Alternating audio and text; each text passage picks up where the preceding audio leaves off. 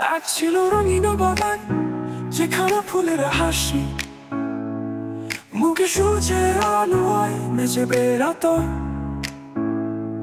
সেই বাগানে থাকতো দুই খুশি মুখো শিশু, রনি আর তানি। তারা দুজনই ছিল মৌমাছির মতো, পোশাক পরে সব সময় মধুর খোঁজে ব্যস্ত।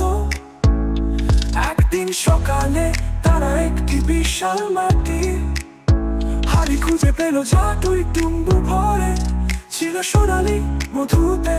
হাড়ির চারপাশে মৌমাছিরা ভন করছে, কিন্তু আশ্চর্য, মৌমাছিরা রান্না করে বরং গান গাইতে লাগলো, যেন বলছে এই মধু হলো তোমাদের জন্য উপহার।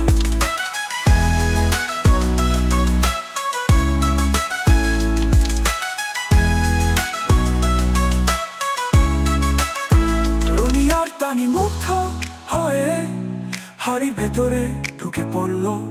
তারা কাঠের চামচ দিয়ে মধু তুললো আর মুখে দিল। আহ, এত মিষ্টি স্বাদ তারা আগে কখনো পায়নি।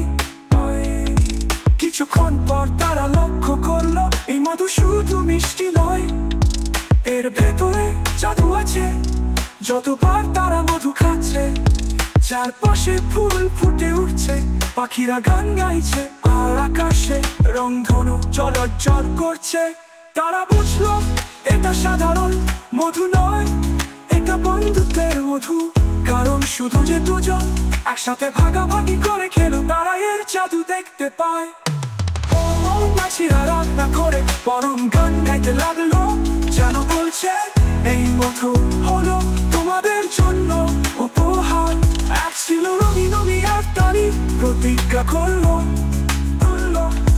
তারা সব সময় একে অপরের সাথে সুখ দুঃখ ভাগাভাগি করবে, আর অন্যদেরও শেখাবে ভাগাভাগি মানেই আনন্দ, একটা মানেই জাদু।